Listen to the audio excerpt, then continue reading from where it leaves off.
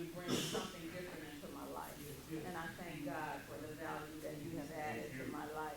I praise God for Pastor Bland. He's been flouncing a little bit today. It is his birthday. You know, I had to tell the brother Span, now look, get somewhere and sit down. Don't be flouncing too much. Get somewhere and sit down. And so I just thank God for him. So without further ado, say amen for Pastor. Yeah. Amen.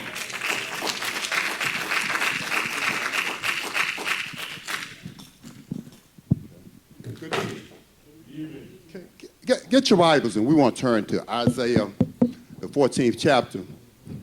Now, Teresa, I'm using Deborah's stuff on her. I told her that these are her own words right here, so I'm giving it back to her. Because I find out that her and Vandal Jr., when they get together, see, I don't know why they can't find nothing better to do than talk about me. When they get together, you know, we went to Greenville last night, and so she gets with Vandal Jr., call Ray and tell her and say, well, your daddy, you know it's not going to be nothing good when she started off with that. Your daddy, you go to the doctor, we go to the doctor, then we go over to the soup place, then we go get something to eat, then we come home. He asked me one time, is there any way you want to go? I said, well, I figured you wanted to go somewhere, you'd have told me. You know, I can't read your mind. You know what she said to that? You probably could if you tried. But I'm going to tell her just like she told me and everything. You and Vandal Jr., you need to keep my name out your mouth. Praise God. I want you to know, I want to talk to y'all tonight, and we're going to try to, we won't, you know, because we got this other thing going on. But I do want to give you a little bit, give you what God gave me. I want to talk about something that I believe is relevant to you, and that is coming to grips with the fact that you're not perfect. Yeah. Yeah. Coming to grips with that. You ever disappoint yourself? You ever just, you know, kind of get depressed and stuff, say, look like I should be doing better. Look like that and then the thing about it is that you love God. You want to, Mother Nun, you want to please him. You want to be an example. You don't want to be a hindrance to people. And when you actually look at it and you think about how long that you've been in the church, or how long you've been saved, or whatever, sometimes you think that by now I should have it right. But the thing about it is, the Bible said that which is born of the flesh is flesh. What's born of the flesh? If you got a fish, I don't care how you take that fish and dress it up and put a cap on it. My mama bought a cap for some dogs, and so that's what happened when people got more money than they got. Okay.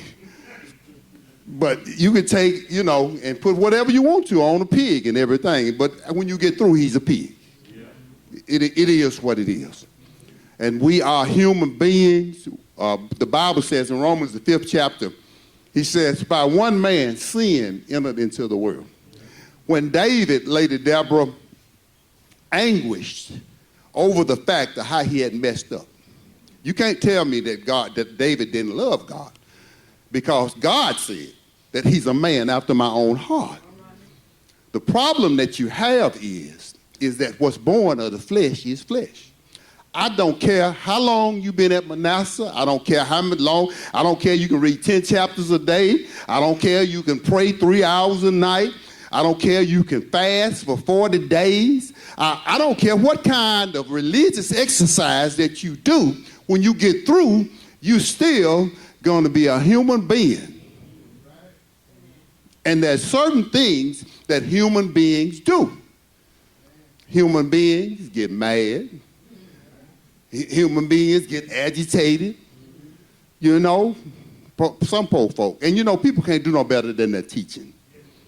No teaching. And what they've taught us in church is that if you actually make up your mind, if you actually love God, if you just go ahead and buckle down, if you just pay your tithes, and if you obey the pastor, and if you Say that the Lord will make you a deacon. The Lord will make you a pastor. The Lord, you get these titles, and that's a part of what's going on now. They feel like the titles that they get, the more titles, then the better person that I will become. But the problem is that when you get through, you still a human being, and sin is a part of your being. It's just a part. It's not, and people won't make it no better because folk like to point out your shortcomings, and they don't say nothing about theirs. They love to point out. They're like Bama Jr. and Deborah when they get together. When they get together, that's how families are. Whoever ain't there, the one gonna get talked about. Whoever ain't there. Right? Deborah need to know that when me and Bama Jr. get together, you getting ready to be the subject. You getting ready to be the subject. Look at Romans 7. Look at Romans 7. Let's look at Romans 7 and 15. Let's look at that very quickly. Romans 7 and 15. Say amen for Lady Deborah's boss coming in, Mr. Nate Thomas. I done had to hear about you all the night. I done told Mr. Thomas, I'm not here. I'm not here. She complaining, but she just steady strutting around and everything, so glad of what you done for her. Romans 7, look what he says. He says here in verse, let's go to 13. We're talking about glorying in your infirmities. Paul says, I glory in my infirmities. I got a thorn in the flesh. You see, when you have to embrace who you are. God ain't going to make you nobody else. You got nothing but a whole lot of idol worship going on. Here these folks is, I say, boy, the internet is something else. They talking about folks, you're complaining about the gas bill, and you're complaining about eggs, but here you are, you pawning everything to go see Beyonce. I'm going to let you in on the secret. Beyonce don't need your money. You need your money. You need your money. Look what he says here. Go back. Let's go back maybe 11. Okay.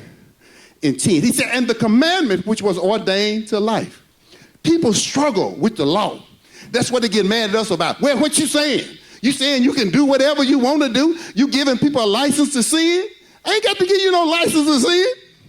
I ain't never seen nobody say, I'm going to sin, but I'm waiting on a license. You ever heard anybody say that? David said, Lord, have mercy. He said, I was shapen in iniquity. It ain't nothing like when you know you.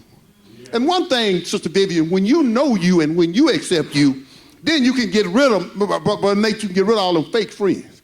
You see, sometimes people just hang around you for what they can get. See, you don't have to get rid of the leeches. Stop feeding them. Stop feeding them, they fall off. If ain't no more blood to suck, I promise you the leeches will leave. You ain't got to tell them you can't beg them to come back because ain't nothing else you got to give them.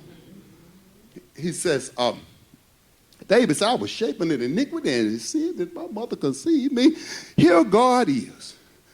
Had blessed me. I wasn't doing nothing but keeping the sheep. I wasn't nobody. My whole daddy and my brothers didn't think nothing of me. And God chose me out and made me the king over Israel. I was a sheep, keeping the sheepcoat, and you did that for me, God. And look how I done clowned.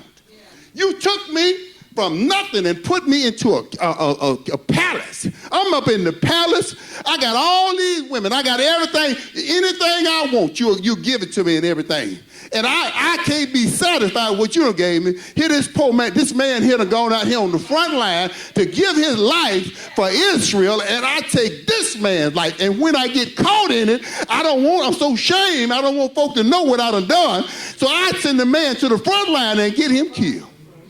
And because don't nobody know about it, I think I done got away with it. But God knows. He sits high and he looks low, and he sent Nathan down to his house, and he gave him an example. He said, this man had all these sheep and everything. He said, this poor man didn't have but one.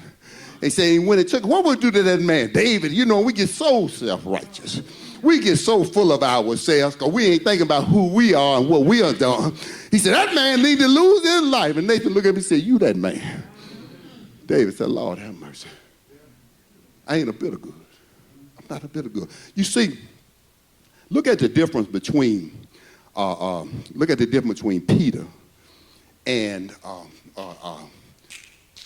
what's the guy's name that betrayed Jesus? Judas. Look at the difference between Peter and Judas. They both messed up. But Judas couldn't find no place of repentance. He couldn't find nowhere. Sometimes, Mother Nun, people, pride won't let them change. Sometimes people, they so proud. They so proud. I know I was riding with Lady Deborah last night and everything. So I'm thinking in my mind, I don't know if she knew I knew it or not. I was in my mind, this how come I ride by myself. This just why I ride by myself. I got a GPS, but you tell me when you turn over there, I want to say the GPS telling me to turn. Just directions. Just direction. He says, the commandment which was ordained to life, I found to be death. All God doing, Mr. Thomas, is telling me the right thing. Thou shalt not lie. Thou shalt not steal. Ain't nothing wrong with the law. The problem is me. The problem is me. And it didn't happen with me. It happened with Adam. I'm the seed of Adam. While one man sinned, and because of sin, death entered in. And I'm going to die. It don't make no difference how saved I am. Don't make no difference how long I pastor. I'm going to die. This body is, he put this treasure in an earthen vessel that the glory might be of him, not of me. This right here, which we just glory in this, what you can see and everything. But this right here is going back to the dust. But he's going to give us a tabernacle that wasn't made with human hand. He's going to give us a new body. This body right here, you going along, you thinking everything fine until the doctor just you know. I look at Rena, I went yesterday, was some had grown right here and everything. Big old thing is growing up there. And I would have left it there. It didn't make me no difference. But Lady Deborah, she make an appointment. You know, we go and get that off of your face. It just, you thinking your body fine, and he come tell you, you got this right here that's in your body. Yeah. He says, for sin, taken occasion by the commandment. Sin is in. And that's the reason, you know, I preached that message Sunday. I'm not going to let you worry me. Because you in the same boat I'm in. Yeah. The same boat. That's a part of the human condition. You ever been going along, you've been doing fine, you run up on one person, and it's just ooh. And people, oh my God. And then the thing about it is, you'll be around people who you ain't got nothing against. You trying to help them and everything. And then finally the realization come in that these folks is trying to dig ditches for you. They trying to make your life miserable and everything. And it make you feel some kind of way. It just make you feel something. It just, you don't feel as good as you felt because you feel like you're walking around, mother, in landmines. You feel like you're walking around where folk don't care nothing about you. And no wonder it was that the psalmist said, oh, that if I had wings, I'm preaching right now. If I had wings of a dove, I would fly away. I be wondering about y'all wearing this world so tight and everything. You must be living in another world than what I'm living in. Baby, it's all right. I'm glad to be here to help my children, my grandchildren, and whatever. But I'm like, Paul, I got a better place than this right here. I promise you I do. He says, wherefore the law is holy and the commandment holy, just and good. Was then that which is good made death unto me? God forbid. What was the purpose of the law? What was the purpose of it? The law is right. I'm talking about glorying in your infirmities. I'm talking tonight, Sheriff, about coming to grips with who I am. You know what? We spend all our time trying to figure about other folks and stuff, whatever, but sooner or later, you need to know who you are. You don't get but one life. You don't live your whole life and you don't even know who you are. You can't even benefit your loved ones that's around you because you don't even know who you are. We so dependent upon other people's company. We so dependent on other people's acceptance. We so dependent on other people liking us and other people patting us on our back that we don't even know who we are. We are the only people that will never leave us. We're the only people that will, baby, you ain't got no hold on nobody. At any moment, people can be taken away. And that's the reason it's just good to enjoy people while you have them. While you have them. Sometimes we be around people and we never even look at them. Because we're so absorbed with ourselves. You got loved ones that you ain't never really even listen. I watch people conversations. I ask them about this and ask them about that, and I leave and I say, they never ask me nothing about me. And the reason is they don't care. They don't care. Here, look what he says here. He says, for we know that the law is spiritual. Now, what does it mean by spiritual? Spiritual means it comes from the Spirit. The law comes from God. God is the one that gave Moses the 10 Commandments, gave them the law. There ain't nothing wrong with the law. The law is spiritual. The law comes from God. He says, but I am carnal. This is Paul the apostle. Ain't none of us got the revelation that Paul had. Ain't none of us walking like it and got the knowledge that Paul got. But Paul says, I am carnal. What does he mean by carnal? He means I'm flesh. What he means is that no matter how much I love God, it's times that I just look upside your head and can't stand you. I'm trying to teach you how to stay married. You're living in a fantasy world. They teaching you all this old fantasy stuff at church, and it don't work. And the reason it don't work is because what you working with. What you working with. Give me a, hold on, let me finish this right here. Go real quick. My time, but let me see. He says, for that which I would do, that which I do, I allow not. For what I would, that I do not. But what I hate, that do I. Ugly. Here you are pastoring a church. Beautiful people that you pastoring and all this right here and whatever. It ain't bad. It used to be for the first few years. Sheriff, first few years, I know some of y'all that got good sense. You watched it. We was over there and everything. I be done made Lady Deborah mad when she come in. She sit back over there in the back. I'm just preaching my heart out and everything. Oh, we done got into it. We done got into it. You can only fake for so long. You can only fake so long. I feel like I feel. And I don't even hang around people that won't let me feel how I feel. This is how I feel. It ain't nothing but a feeling. It ain't fact. I try to live according to facts, but I still feel.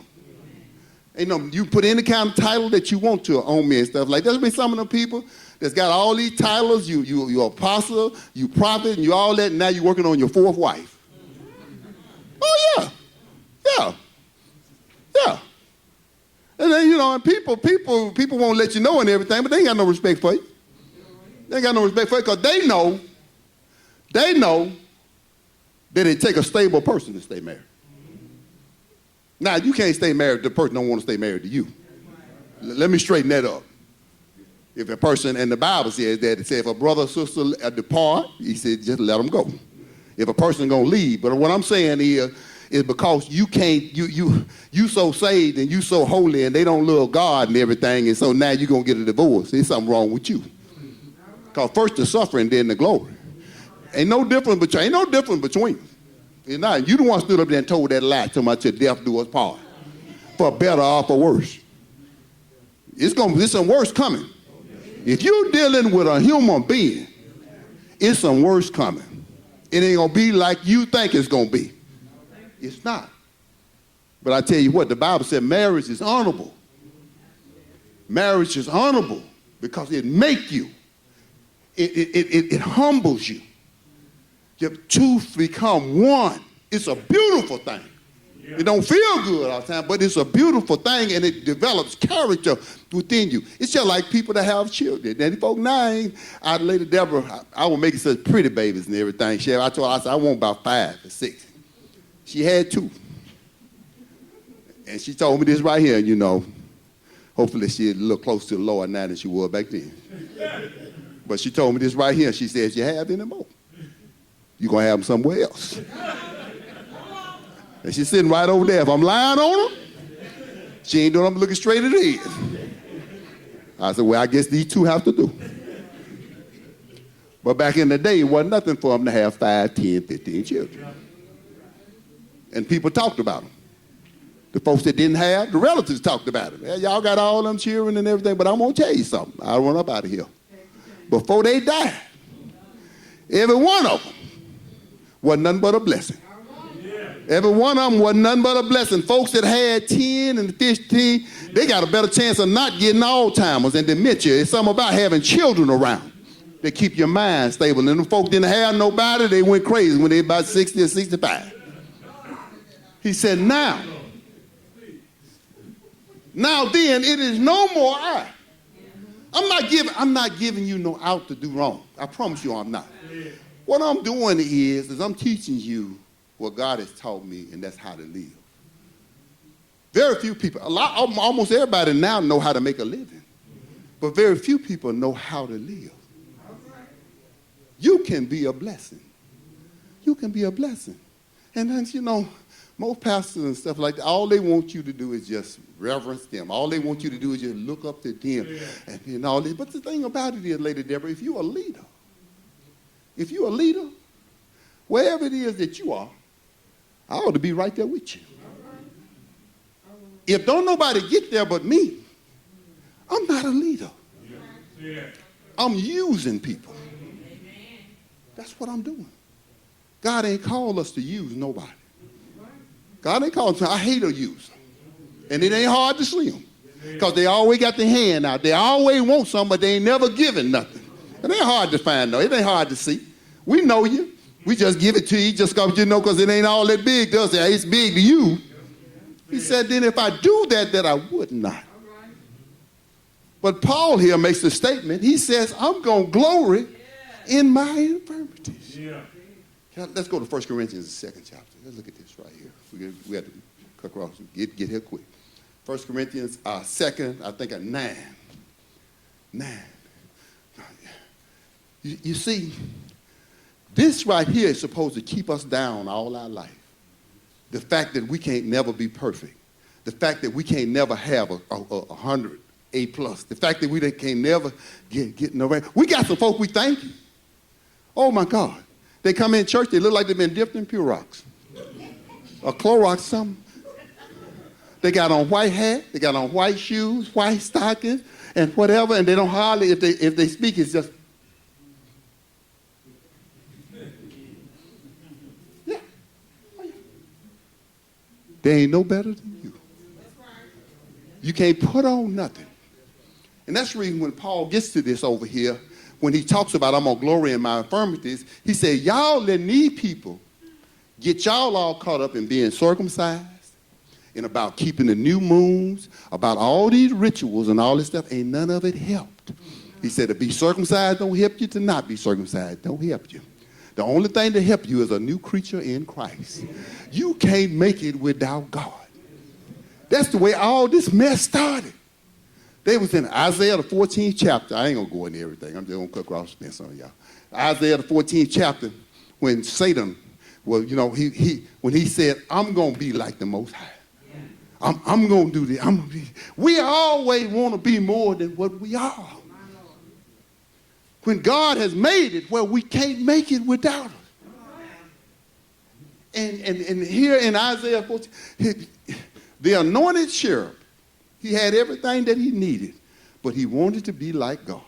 I will ascend to the high. I will make my place in the north and whatever. And one writer said he saw him fall like lightning. That was right here. That's all self. That's not God. See, God is God all by himself. It's two things that make God God, and it's two things that make you not God. The first thing is that God don't need no help. Yeah. And every one of us need help. Yeah.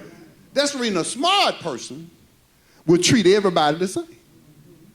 Because you don't know who you're going to need.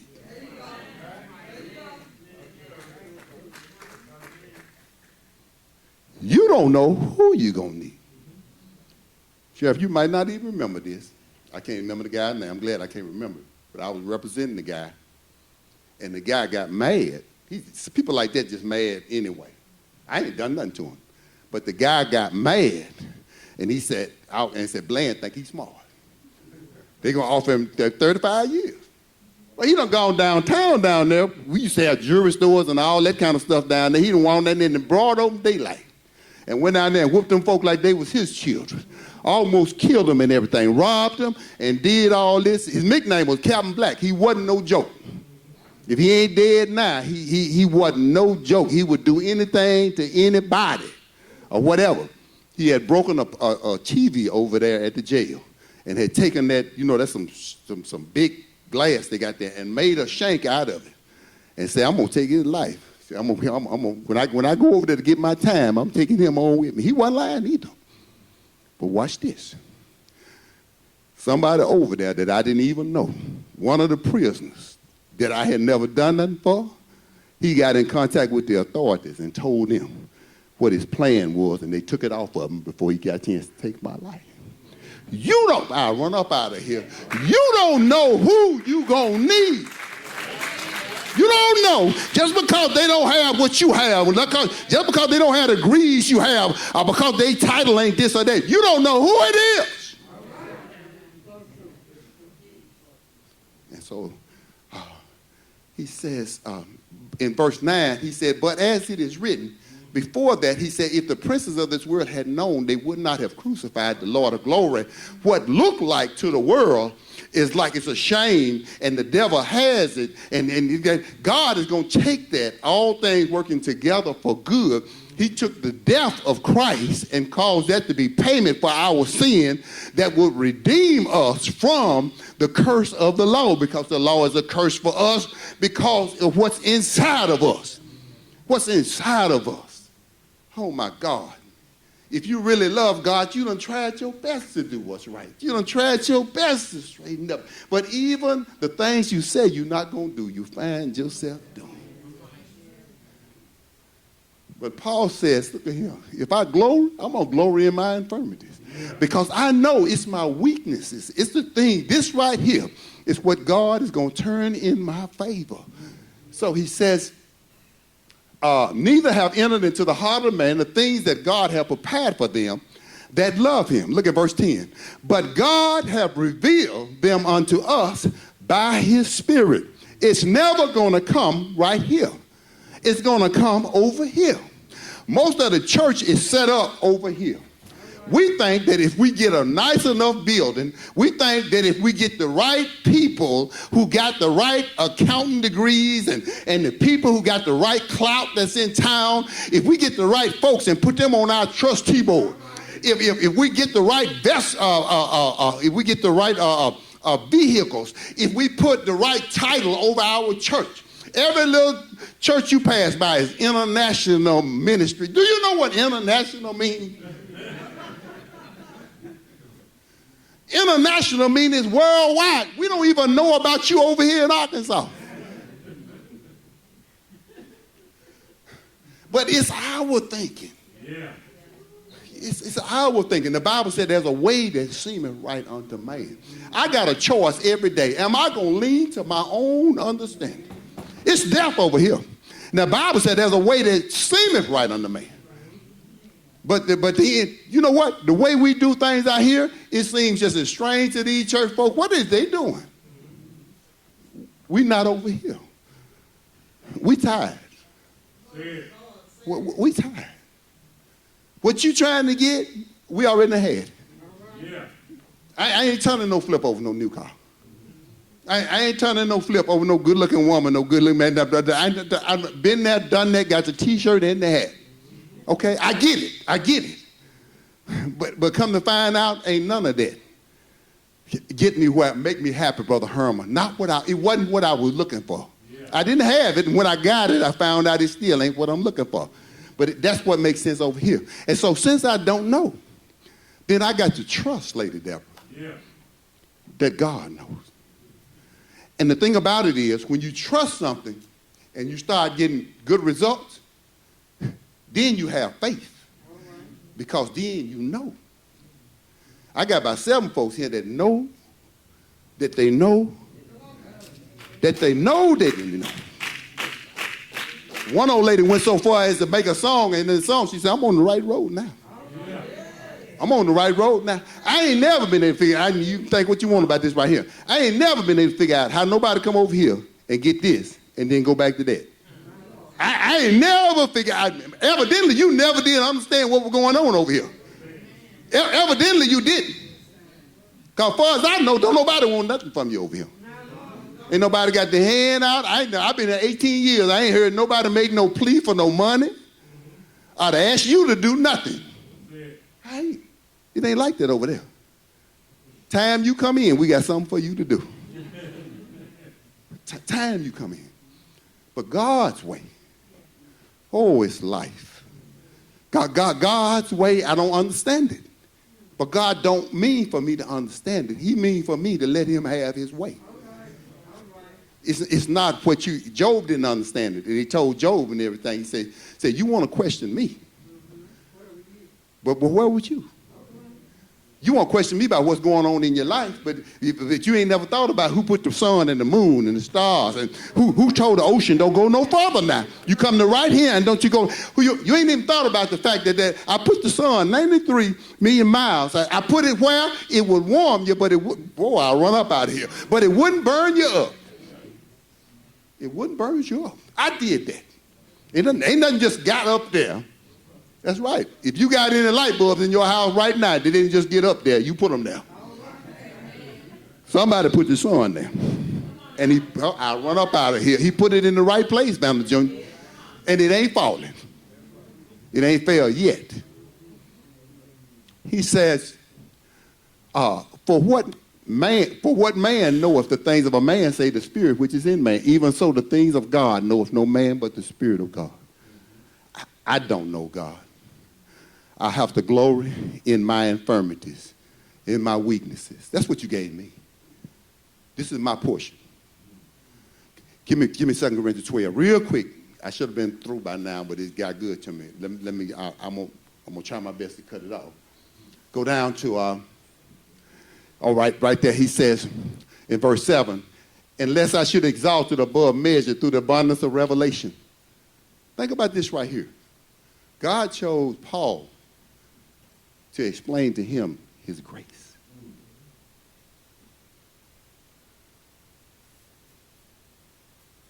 I'm going to give you this right here.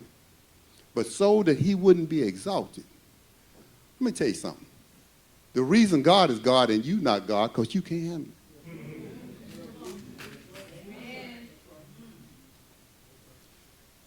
The Baptist deacon was not all the way wrong, where he said God got to keep something for you to pray about. Yeah. Okay, let me see if I can make it. I was in the fraternity. I'm in the fraternity. And they made me bosseless. They made me the president. Frat, they just about had to get a dump truck and pull me away from that chair as the president. Because in my mind, could nobody do it like I was doing. But I'm not doing it, and guess what? It's going along fine.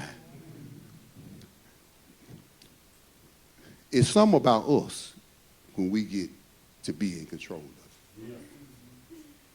We do fine until we get to be the boss. And when we get to be the boss, we don't see how it can run but one way. I know you women understand. We have to live with that. I think that's enough. Clap your hands for the